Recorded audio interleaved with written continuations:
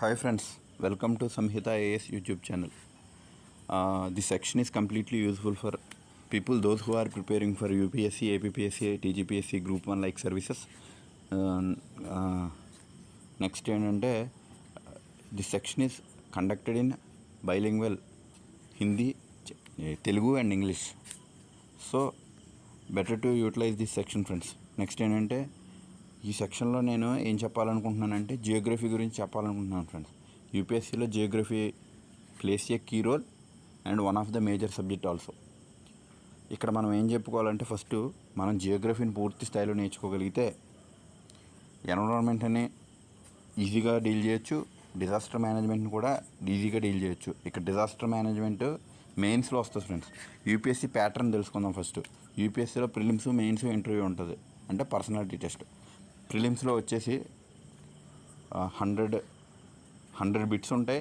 100 బిట్స్కి ప్రిలిమ్స్లో 2 పేపర్లు ఉంటాయి friends. First GS1, GS2. GS1 ఏంటంటే జనరల్ స్టడీస్ 1, GS2 ఏంటంటే CSAT అంటే సివిల్ సర్వీసెస్ యాప్టిట్యూడ్ టెస్ట్. దాన్ని తర్వాత డీల్ చేయొచ్చు. మనం ఫస్ట్ ప్రిలిమ్స్లో ఉన్న GS1 గురించి మాట్లాడుకుందాం ఫ్రెండ్స్. GS1లో మనకి హిస్టరీ ఉంటుంది, జియోగ్రఫీ ఉంటుంది, పాలిటీ ఉంటుంది, ఎకానమీ ఉంటుంది, సైన్స్ అండ్ టెక్నాలజీ ఉంటుంది. ఇలాగ ఒక 7 సబ్జెక్ట్స్ ఉంటాయి ఫ్రెండ్స్. ఆ 7 సబ్జెక్ట్స్లో మనకి బిగ్ 4 సబ్జెక్ట్స్ ఏంటంటే ఫస్ట్ ఎకానమీ, తర్వాత జియోగ్రఫీ, తర్వాత పాలిటీ, తర్వాత ఏంటంటే ఫ్రెండ్స్ సైన్స్ అండ్ టెక్నాలజీ. ఈ 4 ప్రాపర్గా కోర్ని మనం గట్టిగా పట్టుకోగలిగితే ఫ్రెండ్స్ యూపీఎస్సీ అనేది మనకి కొంచెం కేక్ వర్క్ అయిపోతుంది ఫ్రెండ్స్. అంటే కొంచెం మనకి ఈజీ అయిపోతుంది అనమాట. ఈ యూపీఎస్సీలోని జియోగ్రఫీని ఏ విధంగా చదువుకోవాలనే దాన్ని ఈరోజు మనం డిస్కస్ చేసుకోబోతున్నాం ఫ్రెండ్స్. యూపీఎస్సీలో జియోగ్రఫీ ప్లేస్ ఏ ఇంపార్టెంట్ రోల్. నెక్స్ట్ ఏంటంటే ఈ యూపీఎస్సీలోని మనకి ఓన్లీ జియోగ్రఫీ మీద 10 to 15 అంటే మినిమం 10 క్వశ్చన్స్ వస్తాయి ఫ్రెండ్స్. నెక్స్ట్ ఏంటంటే మ్యాక్సిమం 15 క్వశ్చన్స్ వరకు వెళ్తాయి. 15 ఇంకా అబోవ్ వెళ్ళొచ్చు. నెక్స్ట్ ఏంటంటే ఈ జియోగ్రఫీతో పాటు ఇంటర్ రిలేటెడ్ సబ్జెక్ట్స్ ఉన్నాయి కదా ఫ్రెండ్స్. అందులో ఇంటర్నేషనల్ రిలేషన్స్ అవ్వచ్చు ఆర్ ఎన్విరాన్మెంట్ ఎకాలజీ అవ్వచ్చు. ఈ రెండింటిని కలుపుకుంటే ఫ్రెండ్స్ మినిమం 18, మ్యాక్సిమం 30 ఆర్ 40 కూడా వెళ్ళే అవకాశాలు ఉంటాయి ఫ్రెండ్స్. నెక్స్ట్ మనం జియోగ్రఫీని పూర్తి స్థాయిలో చదువుకోగలిగితేనే ఎన్విరాన్మెంట్ అండ్ ఎకాలజీని, నెక్స్ట్ ఏంటంటే డిజాస్టర్ మేనేజ్మెంట్ని, ఈ 2 సబ్జెక్టుని పూర్తి స్థాయిలో డీల్ చేయగలుగుతాం ఫ్రెండ్స్. ఫస్ట్ దీనికి కోర్ ఏంటంటే జియోగ్రఫీయే. జియోగ్రఫీ మనం పూర్తిగా నేర్చుకోవాలి friends. One of the major subject అనమాట. దీని వెయిటేజ్ ప్రిలిమ్స్లో కొంచెం తక్కువగా అనిపించవచ్చు, మెయిన్స్లో మాత్రం ఎక్కువ వెయిటేజ్ ఫ్రెండ్స్. మెయిన్స్లోని హాఫ్ ఆఫ్ ద సెక్షన్ ఏంటంటే జియోగ్రఫీ నుండే ఎక్కువ క్వశ్చన్స్ వస్తాయి. నెక్స్ట్ ఏంటంటే మీకు ఆల్రెడీ నేను చెప్పాను కదా, హిస్టరీ పేపర్ 1 చూసుకుంటే మెయిన్స్లోని హిస్టరీ, జియోగ్రఫీ, జియోగ్రఫీ. నెక్స్ట్ ఏంటంటే అది సొసైటీ, ఇండియన్ సొసైటీ అనే ఒక సబ్జెక్ట్ ఉంటుంది ఫ్రెండ్స్. ఆ సబ్జెక్టు GS పేపర్ 1లో ఉంటుంది ఫ్రెండ్స్. సో ఈ GS పేపర్ 1లో ఈ 3 సబ్జెక్టులో ఎక్కువ వెయిటేజ్ ఉన్నది జియోగ్రఫీ ఫ్రెండ్స్. జియోగ్రఫీ నుండే half of the section marks పడడానికి అవకాశాలు ఉంటాయి. సో ఇక్కడ జియోగ్రఫీని మనం అథెంటిక్ సోర్సెస్ ఏంటంటే ఫస్ట్ NCERT చదువుకోవాలి ఫ్రెండ్స్. NCERTలో కాన్సెప్ట్ మనకు బిల్డ్ అవుతే నెక్స్ట్ ఏంటంటే దాంట్లో ఉన్న టెర్మినాలజీ ఖచ్చితంగా చదువుకోవాలి. ఎందుకంటే ఆల్టర్నేటివ్ ఏమీ ఉండదు. NCERTలో టెర్మినాలజీకి ఆల్టర్నేటివ్ ఎక్కడా ఉండదు. సో NCERT ఖచ్చితంగా చదవాల్సిందే. NCERTలో 11th class NCERT physical geography పక్కా చదవాలి. అది మిస్ అవుతే మాత్రం మనకి డైరెక్ట్గా క్వశ్చన్స్ కూడా పిక్ చేసుకుంటాడు ఫ్రెండ్స్. నెక్స్ట్ ఏంటంటే మనకు కోర్ కావాలనుకుంటే క్లాస్ నోట్స్. ఇప్పుడు నేను చెప్పింది మీరు పూర్తి స్థాయిలో చదువుకుంటే మీరు ఎక్కడా కోచింగ్ తీసుకోవాల్సిన అవసరం లేదు. This is the one of the advantage. ఈ సెక్షన్ వల్ల మీరు బాగా లబ్ధి పొందుతారు ఫ్రెండ్స్. నెక్స్ట్ ఏంటంటే మన ఛానల్కి సబ్స్క్రైబ్ చేసుకోండి ఫ్రెండ్స్. మీరు సబ్స్క్రైబ్ చేసుకోవడం వల్ల ఏంటంటే నాకు ఒక ఇనీషియల్ పుష్ వస్తుంది. నాకు ఇనీషియల్ పుష్ వచ్చిందనుకోండి, మీకు ఇలా ఫ్రీ కంటెంట్ ప్రొవైడ్ చేయగలుగుతాను ఫ్రెండ్స్. దీనివల్ల మీరు చాలా బెనిఫిట్ అవుతారు. నేను నేర్చుకునేటప్పుడు నాకు ఇంత కంటెంట్ చెప్పేవాళ్ళు ఎవరూ లేరు. నేను ఇన్స్టిట్యూట్కి వెళ్ళినప్పటికీ నాకు వాళ్ళు చెప్పింది అర్థం అవ్వలేదు. చివరికి నేనే బుక్స్ చదువుకొని కాన్సెప్ట్ నేర్చుకొని కంటెంట్ నేర్చుకొని నా బుక్స్ నా నోట్స్ నేనే ప్రిపేర్ చేసుకొని నేనే రాసుకుని ఉంటాను ఫ్రెండ్స్. మీకు ఆ ఇబ్బంది లేకుండా మీకు ఎలా చదువుకోవాలి ఏం చదువుకోవాలి అనేది నేను చెప్తాను. సో మన ఛానల్ని మీరు సబ్స్క్రైబ్ చేసుకుంటే మీరు లబ్ధి పొందుతారని ఆశిస్తున్నాను ఫ్రెండ్స్. నెక్స్ట్ ఏంటంటే సిలబస్లోకి వెళ్ళిపోతే first salient features of world physical Geography friends. ఇక్కడ వరల్డ్ అని ఇచ్చాడు కాబట్టి మనం ఇండియా కూడా ఖచ్చితంగా చదువుకోవాలి. ఎందుకంటే one of the toughest Indian exam కాబట్టి మనం ఇండియన్ గురించి చదువుకోవాలి. వాడు ఏమి ఇస్తాడో తెలీదు, అన్ఎక్స్పెక్టెడ్గానే ఉండాలి ఫ్రెండ్స్. ఎందుకంటే వాడు ప్రీవియస్ ఇయర్ క్వశ్చన్స్ చదువుకొని ఇలాగే ఇస్తాడు అనుకుంటే ఖచ్చితంగా ఆ తర్వాత ఇయర్ ప్యాటర్న్ మార్చేస్తాడు. అది 2026లో ప్రూవ్ అయింది. నేను 2026లో రాశాను. పేపర్ ఎలా ఇచ్చాడంటే అసలు అన్ప్రెడిక్టబుల్గా ఇచ్చాడు. ఎందుకంటే యూపీఎస్సీ అంటే అన్ప్రెడిక్టబుల్ పబ్లిక్ సర్వీస్ కమిషన్ కాబట్టి. సో ఇక్కడ నేను ఏం చెప్తున్నానంటే మీరు ఫిజికల్ జియోగ్రఫీ చదువుకోవాలి అంటే ఆ ఫిజికల్ జియోగ్రఫీని ఏ విధంగా క్లాసిఫై చేయొచ్చు, అక్కడ రిసోర్సెస్ గురించి చదువుకోవాలి, తర్వాత అక్కడ ఉన్న క్లైమటాలజీ గురించి చదువుకోవాలి, ఆ సాయిల్ యొక్క టోపోగ్రఫీ గురించి చదువుకోవాలి, దాని యొక్క ఫిజికల్ కెమికల్ ఫ్యాక్టర్స్ చదువుకోవాలి. తర్వాత మీరు గ్రూప్ 1కి ప్రిపేర్ అయితే ఏ స్టేట్కి సంబంధించిన వాళ్ళు అయితే ఆ స్టేట్ సబ్జెక్ట్ చదువుకోవాలి. ఏపీకి అయితే ఏపీ, తెలంగాణకి అయితే తెలంగాణ. నెక్స్ట్ యూపీఎస్సీ సిలబస్ నేను డీల్ చేస్తున్నాను ఫ్రెండ్స్. యూపీఎస్సీ గురించి నేను చెప్తున్నాను మీకు. తర్వాత ఏబిపిఎస్సీ గురించి నేను కూడా చెప్తాను నెక్స్ట్. ఇప్పుడు ఏంటంటే ఫస్ట్ యూపీఎస్సీ గురించి మనం మాట్లాడుకుందాం. రెండో పాయింట్ వచ్చి వరల్డ్ డిస్ట్రిబ్యూషన్ ఆఫ్ రిసోర్సెస్. ప్రపంచంలో రిసోర్సెస్ ఎక్కడెక్కడ డిస్ట్రిబ్యూట్ అయ్యి ఉన్నాయి అన్న దాని గురించి చదువుకోవాలి. అది స్పెషల్లీ ఇక్కడ ఎంఫసైజ్ చేసి ఉంటాడు, నేను రాయలేదేమో. అక్కడ South Asia specially emphasises on South ఏషియాలో ఎక్కువ ఏమేమి ఉన్నాయి, సౌత్ ఏషియా ఉన్న పరిధిలో ఏమేమి ఉన్నాయి అన్నది మనం ఎక్కువ చదువుకోవాలి ఫ్రెండ్స్. తర్వాత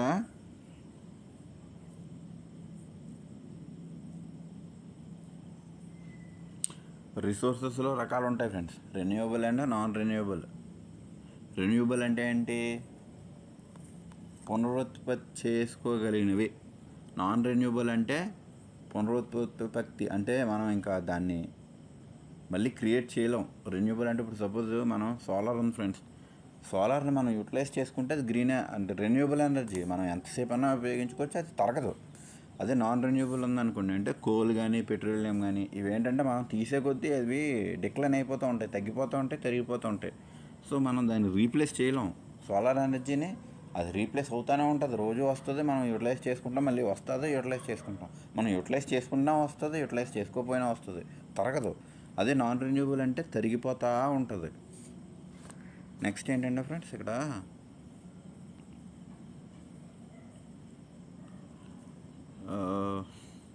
physical Geography, economical Geography, human Geography అంటే సెమీ సైంటిఫిక్ ఫ్రెండ్స్.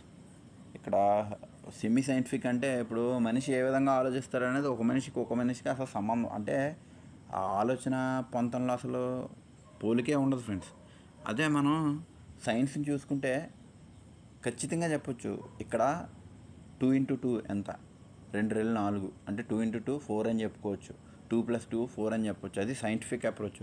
అదే హ్యూమన్ బ్రెయిన్ ఎలాగ ఆలోచిస్తుంది అంటే ఒక మనిషి 2x2 అంటే 6 అని ఆలోచిస్తాడు, ఇంకో మనిషి 2x2 అంటే 8 అని ఆలోచిస్తాడు. అది హ్యూమన్ జియోగ్రఫీ అనేది డీల్ చేయడం కొంచెం కష్టం.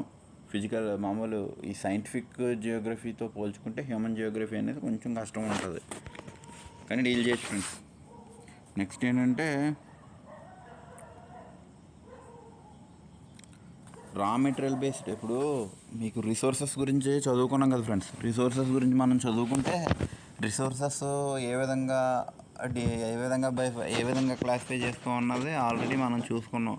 రిసోర్సెస్ రెన్యూవబుల్ రిసోర్సెస్ గురించి చదువుకున్నాము, నాన్ రెన్యూవబుల్ రిసోర్సెస్ గురించి చదువుకున్నాం. మీకు కంప్లీట్ ఐడియా వచ్చి ఉంటుందని ఆశిస్తున్నాను. నెక్స్ట్ ఏంటంటే రా మెటీరియల్ బేస్ ఇండస్ట్రీస్ అనేవి ఉన్నాయి కదా ఫ్రెండ్స్. ఆ ఇండస్ట్రీస్ అనేవి రా మెటీరియల్ బేస్డ్ మీదే ఆధారపడి ఉంటాయి. ఇప్పుడు ఐరన్ ఉంది, ఐరన్ ఇండస్ట్రీలో ఐరన్ ఓర్ని తీయగలిగితేనే మనకి ప్రతిది ప్రతి ఇండస్ట్రీ రన్ అయ్యేది ఐరన్ మీదే. ఈ ఐరన్ కావాలనుకుంటే మనకి ఫస్ట్ ఇండస్ట్రీ ఏముండాలి? స్టీల్ ఇండస్ట్రీ ఖచ్చితంగా ఉండాలి. స్టీల్ ఇండస్ట్రీ రన్ అయితే ఐరన్ ఓర్ని ప్రాసెసింగ్ చేసి ఐరన్ తీస్తుంది. ఈ ఐరన్ తీయడం వల్ల మిగిలిన ఇండస్ట్రీలన్నీ రన్ అవుతాయి. సో ఒక రా మెటీరియల్ ఎప్పుడు లిమిటెడ్ రిసోర్సెస్ ఫ్రెండ్స్. ఎకానమీ ఎలా డీల్ చేస్తుంది? ఎకానమీ ఎలా అంటే లిమిటెడ్ రిసోర్సెస్తో అన్లిమిటెడ్ వాంట్స్ని ఎలా సాటిస్ఫై చేసుకోగలుగుతున్నాము. అదే జియోగ్రఫీకి వచ్చేసి ఆ లిమిటెడ్ రిసోర్సెస్ని ఏ విధంగా ఎక్స్ట్రాక్ట్ చేయగలుగుతున్నాము అనేది కాన్సెప్ట్ ఫ్రెండ్స్. నెక్స్ట్ ఏంటంటే physical Geography, economical Geography, human Geography, semi scientific friends. ఇది ఆల్రెడీ నేను చెప్పేసాను కదా.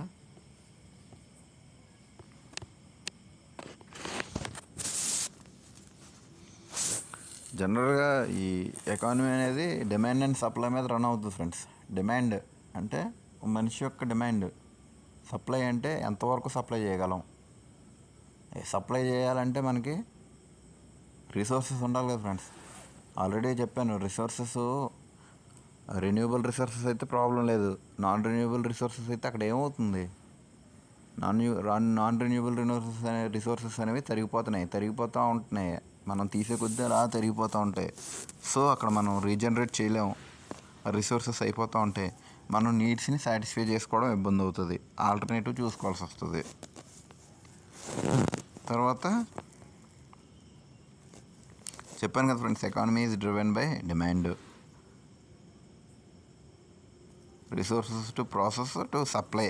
ఒక రిసోర్సెస్ని ప్రాసెస్ చేసి దాన్ని సప్లై చేస్తే అదే మార్కెట్ ఎకానమీ. ఇప్పుడు మనకి నేను ఎందుకు చెప్తున్నానంటే ఇదంతానే జియోగ్రఫీ మీదే ఎకానమీ రన్ అవుతుంది ఫ్రెండ్స్. ఇప్పుడు మన దేశం ఉంది, మన దేశంలో ఎక్కువ మంది ఏం చేస్తారు? వ్యవసాయం. ఈ వ్యవసాయం చేయాలంటే, వ్యవసాయం బాగుండాలి అంటే ఫస్ట్ వాటర్ ఉండాలి. వాటర్ ఉన్న తర్వాత ఆ సీడ్స్ ప్రాపర్గా మంచివై ఉండాలి. ఆ సీడ్స్ ప్రాపర్గా మంచివైన తర్వాత క్లైమేట్ సపోర్ట్ చేయాలి. ఇప్పుడు మనకు ప్రొడక్షన్ ఇంకొక 2-3 డేస్లో మనకు ప్రొడక్షన్ మన చేతికి వస్తుంది అన్నప్పుడు పెద్ద వర్షం అంటే పెద్ద తుఫాన్లు వచ్చి ఆ ప్రొడక్ట్ మొత్తం పాడైపోయిందంటే ఏమవుతుంది ఫ్రెండ్స్? లాస్ వస్తుంది కదా. ఒక మల్టిపుల్ ఫ్యాక్టర్స్ అనేవి అక్కడ ఉంటాయి ఫ్రెండ్స్. దానివల్ల ఏంటంటే నెక్స్ట్ ఇంపార్టెంట్ జియోఫిజికల్ ఫినామినాస్. ఇది 4th point friends. Distribution of industries, factories affecting on it. ఏమండి ఫ్రెండ్స్, ఇక్కడ సౌత్ ఏషియాని ఎంఫసైజ్ చేశారు చూడండి. Factories affecting on India, distribution of industries. ఇప్పుడు suppose raw material based industry అని ఒకటి, మార్కెట్ బేస్డ్ ఇండస్ట్రీ అని ఒకటి ఉంటుంది ఫ్రెండ్స్. రా మెటీరియల్ బేస్డ్ ఇండస్ట్రీ అంటే ఏంటి?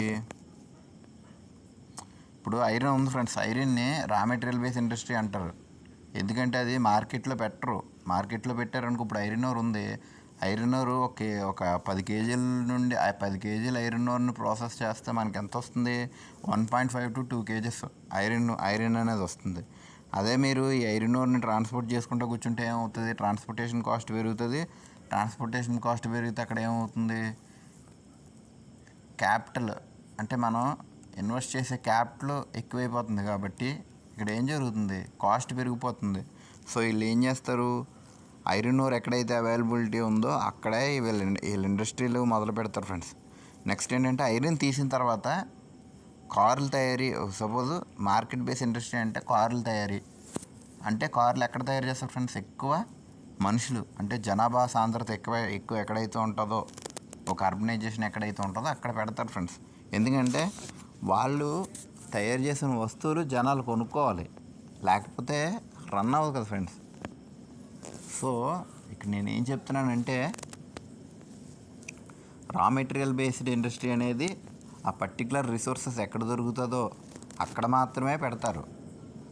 నెక్స్ట్ మార్కెట్ బేస్డ్ ఇండస్ట్రీ ఏంటంటే జనసాంద్రత ఎక్కువ, పాపులేషన్ డెన్సిటీ ఎక్కడైతే ఎక్కువ ఉంటుందో అక్కడ పెడతారు. ఈ అప్రోచ్ అనేది మనకి యూపీఎస్సీలోనే ఉపయోగపడుతుంది friends. UPSC, APPSC, TGPSC group 1 ఎగ్జామ్లో మాత్రమే ఉపయోగపడుతుంది ఫ్రెండ్స్. ఇంత డీటెయిల్డ్ ఎక్స్ప్లెనేషన్ మనం గ్రూప్ 2లో కానీ నెక్స్ట్ మిగిలిన ఆబ్జెక్టివ్ ఎగ్జామ్స్లో చూడలేము. ఆబ్జెక్టివ్ ఎగ్జామ్స్కి డిస్క్రిప్టివ్ ఎగ్జామ్స్కి అదే డిఫరెన్స్ ఫ్రెండ్స్. డిస్క్రిప్టివ్ ఎగ్జామ్కి వచ్చేసి మన దగ్గర ఉన్న అనలిటికల్ స్కిల్స్ అంతా బయటికి తీసి మన ఇమాజినేషన్ మొత్తం బయటికి తీసి క్వశ్చన్ అనే దానికి ఆన్సర్ రాయాల్సి వస్తుంది. అదే ఈ ప్రిలిమ్స్లోకి వెళ్ళిపోతే మనకు అదేం ఉండదు ఫ్రెండ్స్. మనకు తెలుసా తెలీదా డైరెక్ట్ క్వశ్చన్స్, ఫ్యాక్ట్స్ మీద ఎక్కువ ఇస్తారు friends. International relations, environment and ecology, Geography ఇవన్నీ కలిపి ఫ్యాక్ట్స్ మీద ఎక్కువ ఇస్తాడు. కాన్సెప్ట్లో ఉంటాయి ఫ్రెండ్స్ తక్కువ. కాన్సెప్ట్ మీరు ఎన్సీఆర్టీ 11th క్లాస్ ఎన్సీఆర్టీ ఒకటి పూర్తి స్థాయిలో చదువుకోగలిగితే మీరు కాన్సెప్ట్ మీద పట్టు తెచ్చుకోగలుగుతారు. సో మీకు ఇబ్బంది ఉండదు. తర్వాత ఇంకా స్టాండర్డ్, మీకు ఇంకా ఇంట్రెస్ట్ ఉంది స్టాండర్డ్ బుక్స్ చదువుకుంటాను అంటే జీసీ లేయంగా ఒకటి, నెక్స్ట్ ఏంటంటే మజ్జిద్ ఫిజికల్ జియోగ్రఫీ ఒకటి ఉంటుంది ఫ్రెండ్స్, చదువుకోవచ్చు.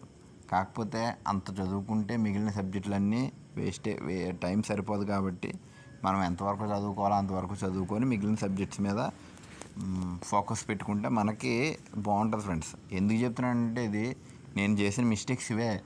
నేను మెయిన్స్ రాసేటప్పుడు ఏం చేశానంటే, సపోజ్ ఒక మెయిన్స్లోని 3 సబ్జెక్ట్స్ ఉన్నాయనుకోండి ఫ్రెండ్స్. ఇప్పుడు ఫస్ట్ పేపర్ తీసుకుందాం, అందులో జియోగ్రఫీ ఉంది, హిస్టరీ ఉంది, సోషల్ ఇష్యూస్ ఉన్నాయి. ఇక్కడ నాకు సోషల్ ఇష్యూస్ మీద అంత పెద్ద అవగాహన లేదనుకోండి, నాకు జియోగ్రఫీ మీద బాగా అవగాహన ఉంది, హిస్టరీ మీద కూడా తక్కువ. నేను ఏం చేస్తాను, నేను చేసిన మేజర్ మిస్టేక్ ఏంటంటే జియోగ్రఫీ మీద బాగా అవగాహన ఉంది కాబట్టి నా టైం మొత్తం జియోగ్రఫీ మీద పెట్టాను. ఇప్పుడు మీరు ఎంత టైం పెట్టినా 10 మార్కుల క్వశ్చన్ 10 మార్కులు వేస్తారు కదా, అంతకు ఎక్కువ వేయడు కదా.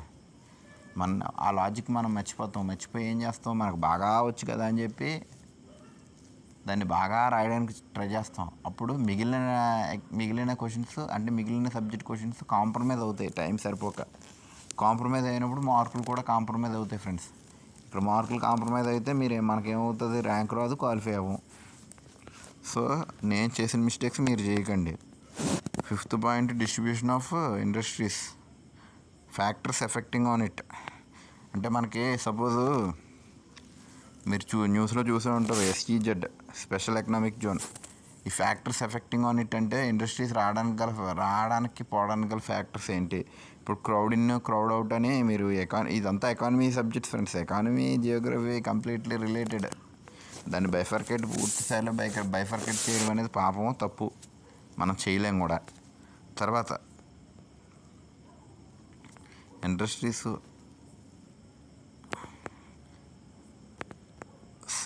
ఇండస్ట్రీస్ ఎప్పుడు సప్లై అండ్ డిమాండ్ మీద రన్ అవుతాయి ఫ్రెండ్స్.